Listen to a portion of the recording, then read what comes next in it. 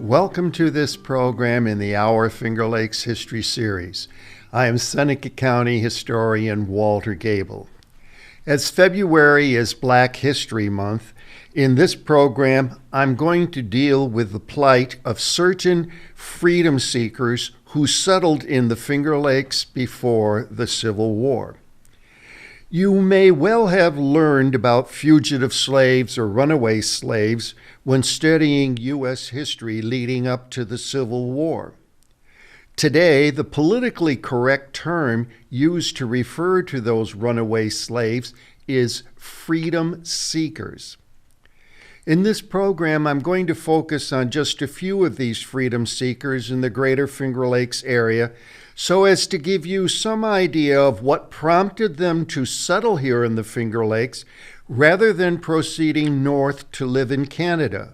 And secondly, what they did as work and what they experienced while living here in the Finger Lakes. February has traditionally been Black History Month since 1970.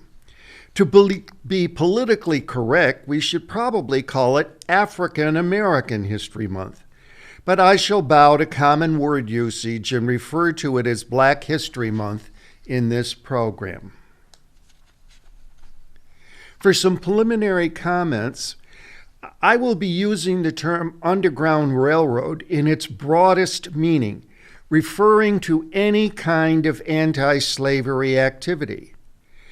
We can probably safely say that most freedom seekers who came to the Finger Lakes area came up through Pennsylvania to Elmira.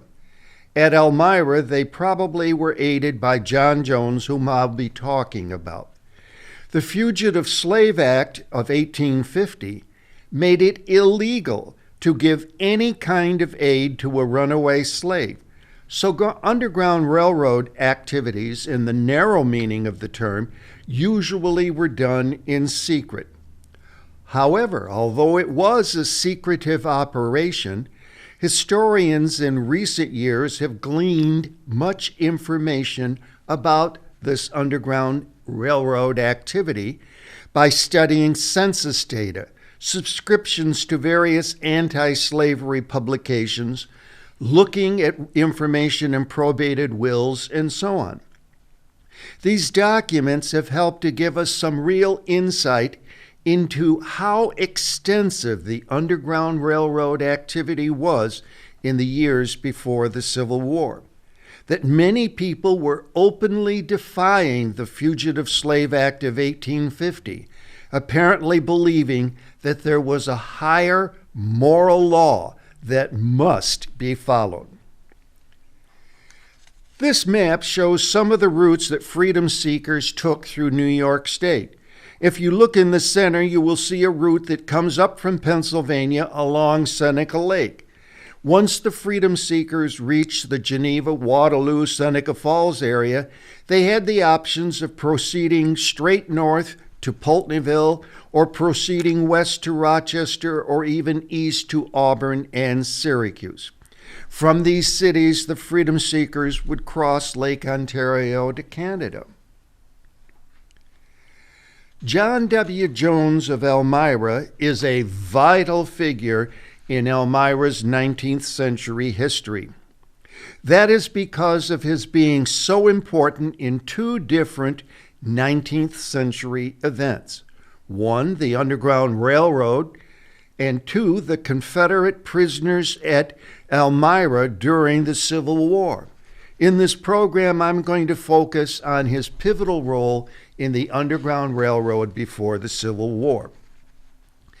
John Jones was born June 22, 1817, on a large plantation owned by the Eliza family near Leesburg, Virginia.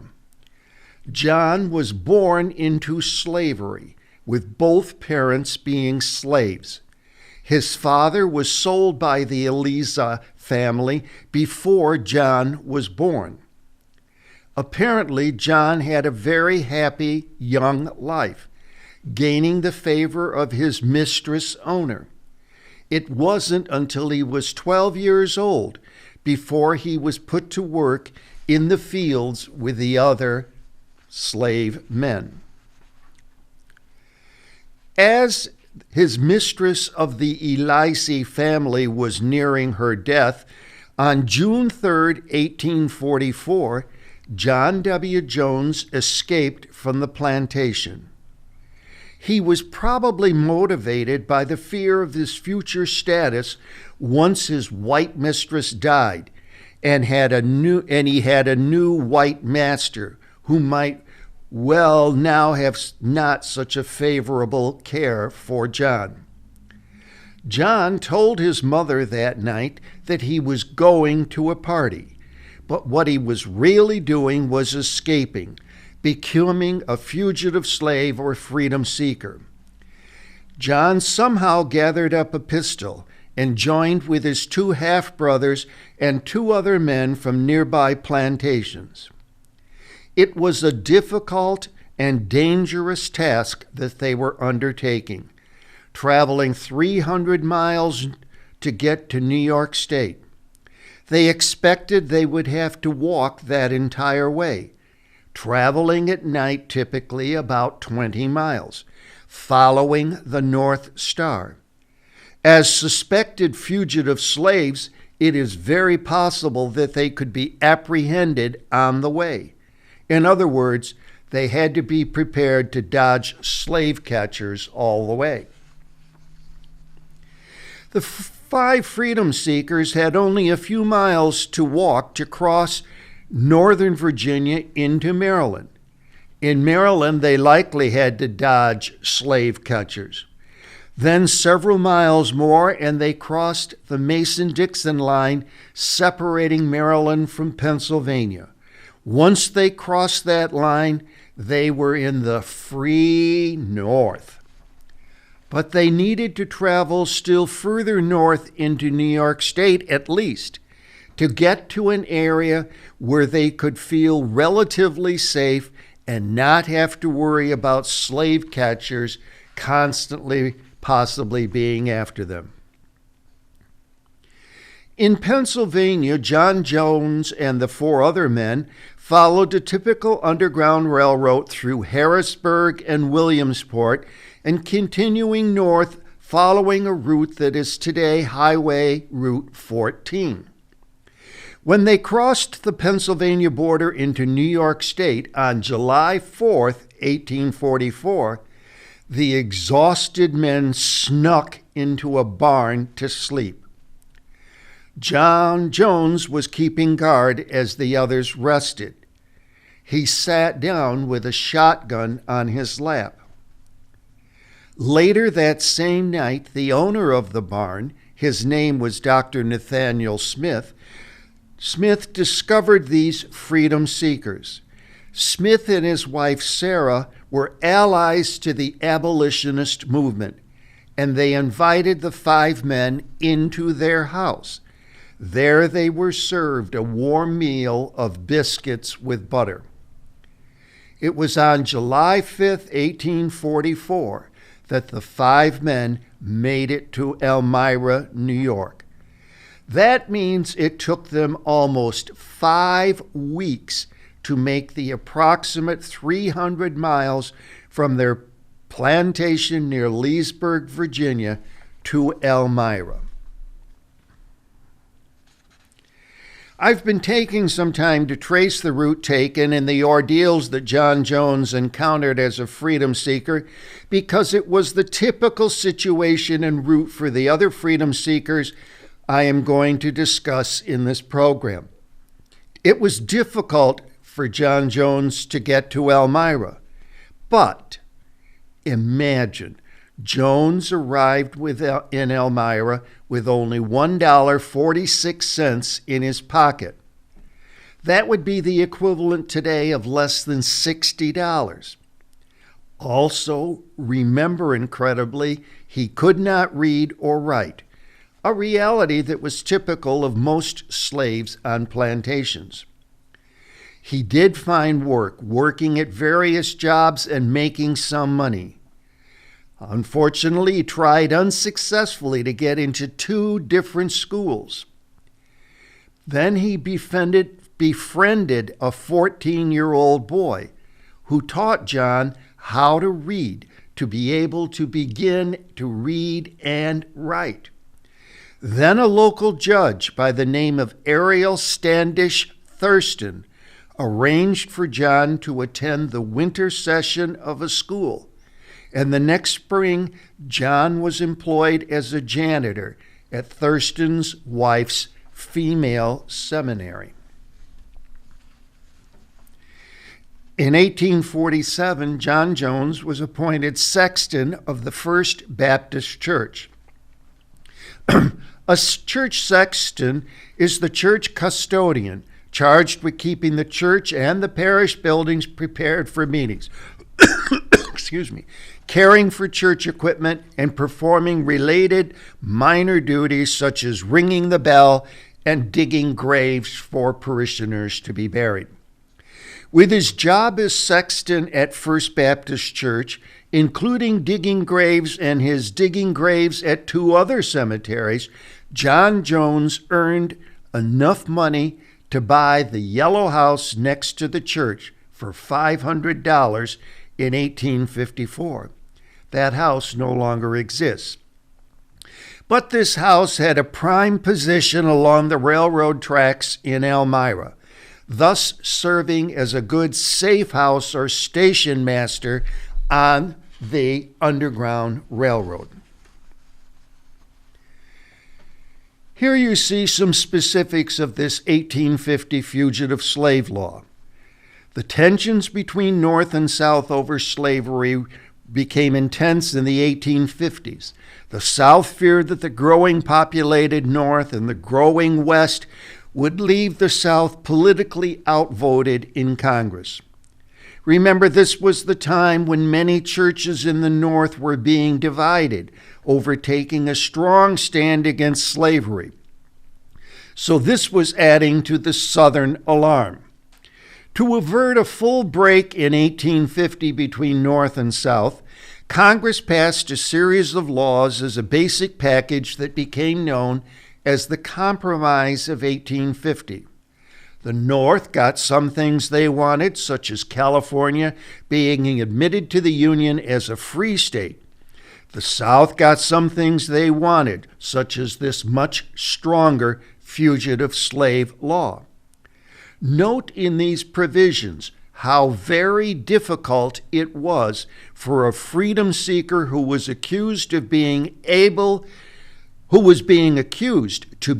to get what today we would consider a fair trial. There were strongly varying opinions about the Fugitive Slave Act of 1850.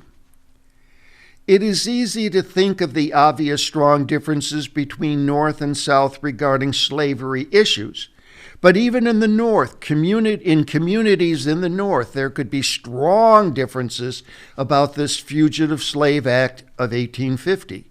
This was true for newspapers, which tended to take very partisan viewpoints in their so-called news stories. This was especially true if there was more than one newspaper in a community, or if the newspaper in one community was trying to destroy the circulation of a newspaper in another community. In an effort to try to sell newspapers, a newspaper often expressed the viewpoints of a certain political party at that time. So newspapers in the Finger Lakes tended to express strong support for or strong opposition to this Fugitive Slave Act of 1850. Here we see a Canandaigua newspaper article in which the editor attacks one of the most controversial parts of this 1850 Fugitive Slave Act, and also attacks a rival Geneva Gazette newspaper which was supporting this harsh law. This is still another example of how the Ontario Messenger newspaper in Canandaigua was criticizing the rival Geneva Gazette for the latter's support of the Fugitive Slave Act. In this Ontario Messenger newspaper, we have several people announcing that there will be a mass meeting to oppose the harsh Fugitive Slave Act of 1850. Two of the signers were Austin Stewart and Alfred Haley, who were both freedom seekers themselves. Another one of the signers is H.W. Johnson, who we now know was a free-born African American.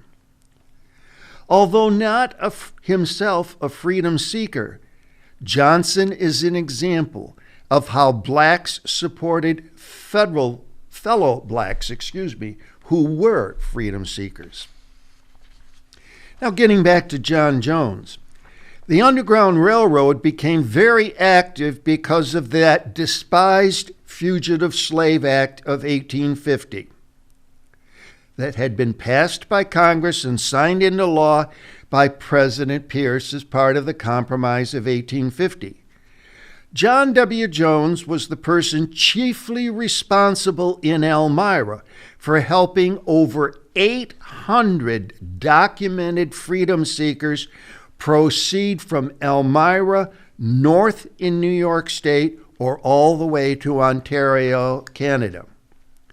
Some of these freedom seekers had traveled by train from Philadelphia, Pennsylvania to Elmira. In Philadelphia, the arrangements were coordinated by Station Master William Still, who kept quite meticulous records of these passengers' names and dates. In Elmira, they could take the train leaving at 4 a.m. to Ontario County. It's no coincidence that it was not a prime daytime train. One of the passenger cars on that train became the nickname Freedom Passenger Car because it so often had freedom seekers on their way to Ontario County. I have provided the wording of what was the telegram there in italics that was communicated from John Jones, sent to William Still on June 6, 1860, just about a year before the outbreak of the Civil War. John Jones once had as many as 30 freedom seekers at the same time that he was facilitating. Many of the freedom seekers that John Jones provided assistance to continued basically straight north through the Central Finger Lakes to get to Seneca Falls, Waterloo, Geneva, Canandaigua, to then proceed to cross Lake Ontario to Ontario, Canada, or they could proceed west to Rochester by train and then on to Niagara Falls and Ontario, Canada. In 1859, John Jones of Elmira wrote an article that appeared in The Liberator, the publication of the famous abolitionist William Lloyd Garrison in Boston, Massachusetts. Jones wrote that the colored citizens of Elmira have formed themselves into a society to protect themselves against slave catchers because of the Fugitive Slave Act of September 1850. Arch Merrill, who wrote several books from his Rochester newspaper columns about upstate New York history, in his book, The Underground Railroad, Freedom's Road, Arch Merrill made lengthy comments about the important role that John Jones played in Underground Railroad activity in Elmira, New York. I have included 4 excerpts from that section of his book here. I have highlighted in red the entire first excerpt because it provides specifics on the major connection between Philadelphia and Elmira in terms of Underground Railroad activity.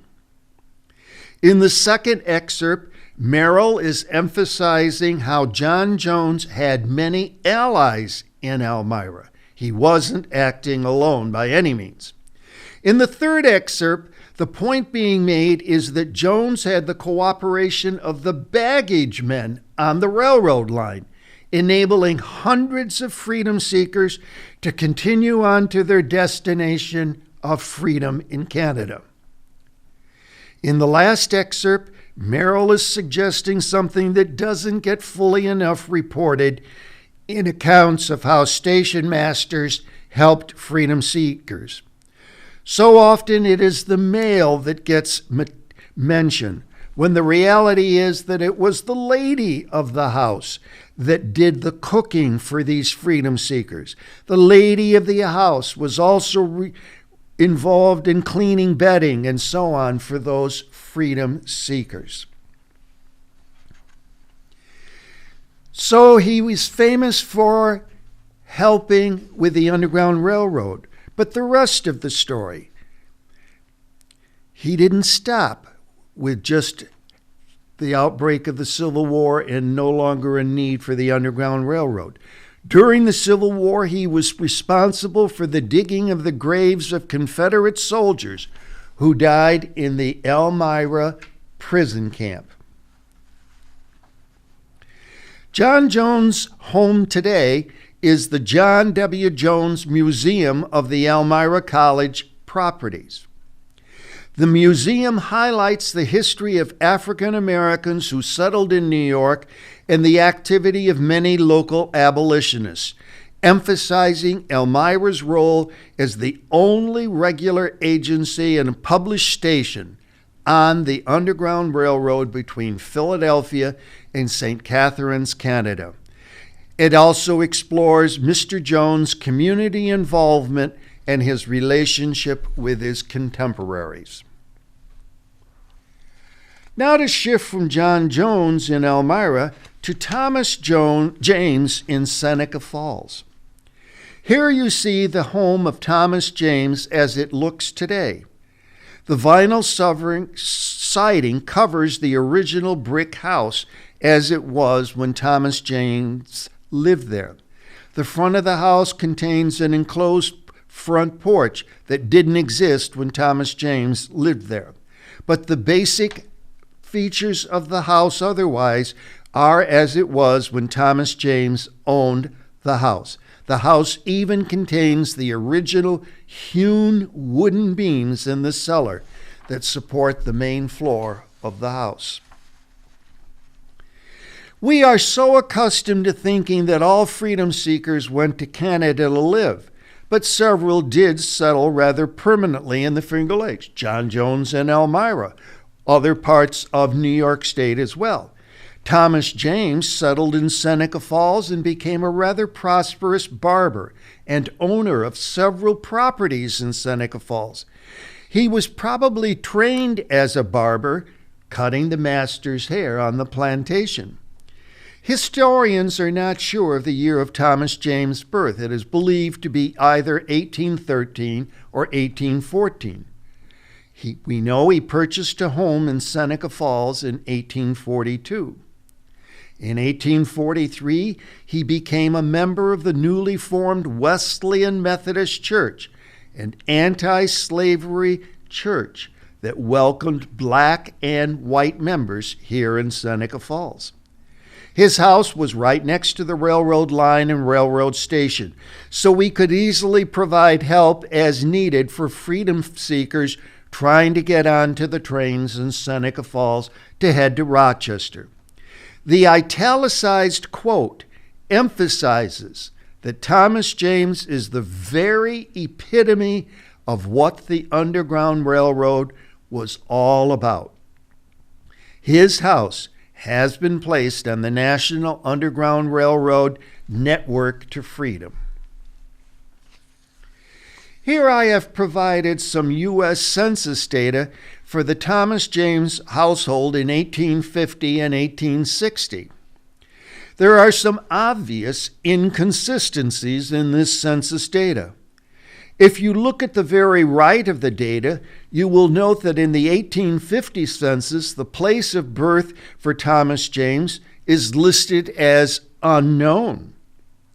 But in 1860, it was listed as New York. I believe that both of these are wrong.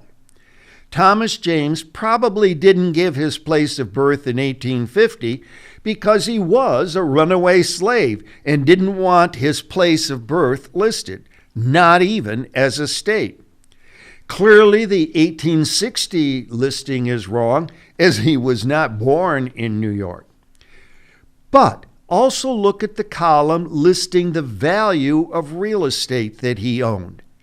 It was $700 in 1850, but $6,000 in 1860. He kept buying properties, which he typically rented out. I have also circled some other inconsistencies in terms of his age and what color he was listed as being. M stands for mulatto. This might suggest that he is offspring of a white slave owner. This 1871 map shows the location of Mrs. Thomas James' house, clearly near the train depot in Seneca Falls. It is listed as Mrs. James because Thomas had died in 1867. Given how close the James residence was to the train station, it is easy to assume that Thomas James and his wife provided help as needed for freedom seekers getting onto the trains in Seneca Falls and proceeding west to Rochester and Canada. But how do we know that Thomas James was a fugitive slave or a freedom seeker? One piece of possible information is census data. As I showed in the previous frame, Thomas James in the 1850 census said that his place of residence was unknown. That response is a red flag to historians studying freedom seekers. But we need more conclusive evidence than that. Here is shown an 1863 newspaper article that Mrs. C.O. Goodyear placed in her scrapbook. I have shown with an arrow that the local Seneca Falls newspaper openly stated that Mr. James was a fugitive slave. This local newspaper article was reporting on the two buildings that were nearing completion on Fall Street in Seneca Falls in 1864. One of these buildings was being built by Thomas James. The arrow points to the portion of the article that refers to Thomas James as a fugitive slave.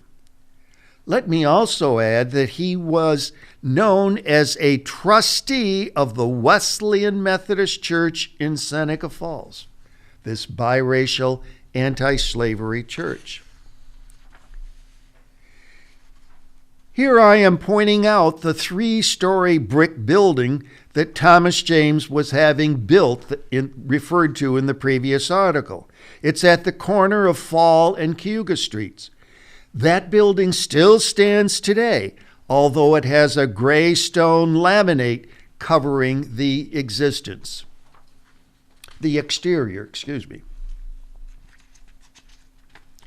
In this map, I have highlighted in yellow the location of Thomas James' home and that new 3-story brick building. Thomas James easily and frequently advertised his barbershop business in local newspapers.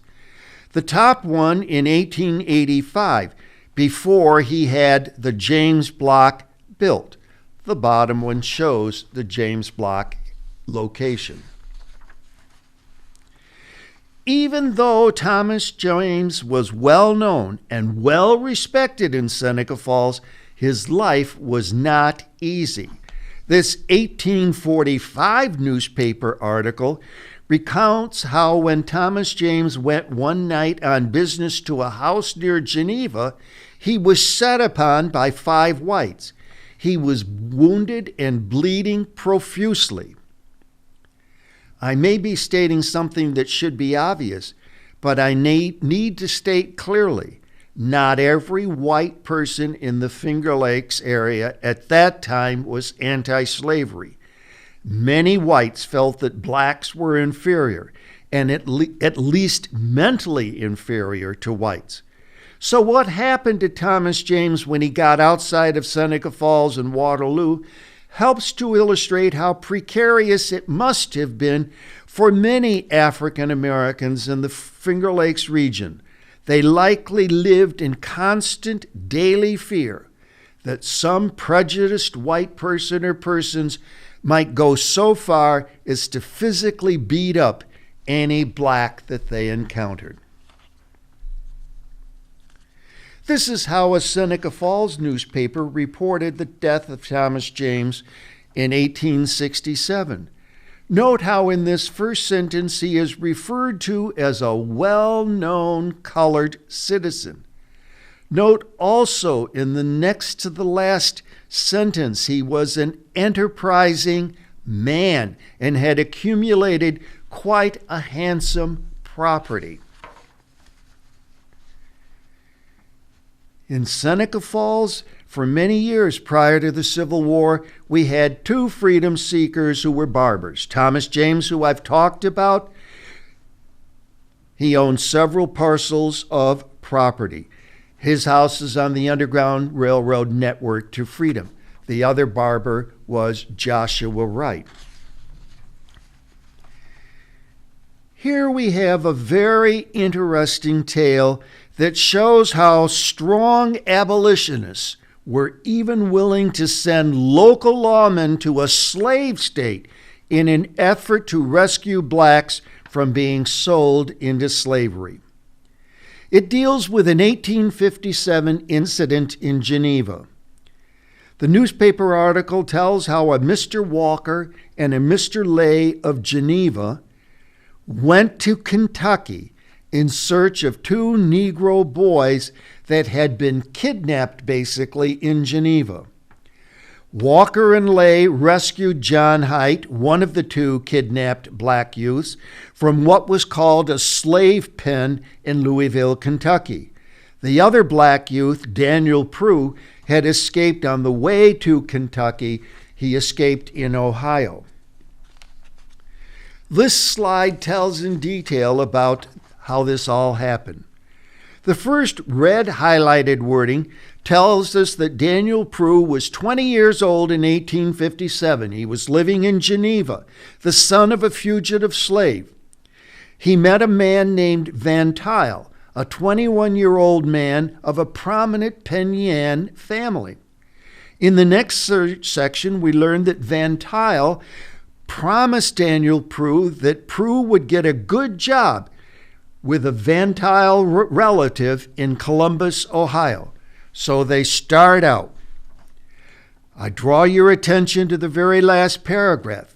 It was clear that many people in Geneva were outraged about this kidnapping, with the intent of Van Tuyl to sell Daniel Prue and John Haight into slavery in Kentucky in 1857.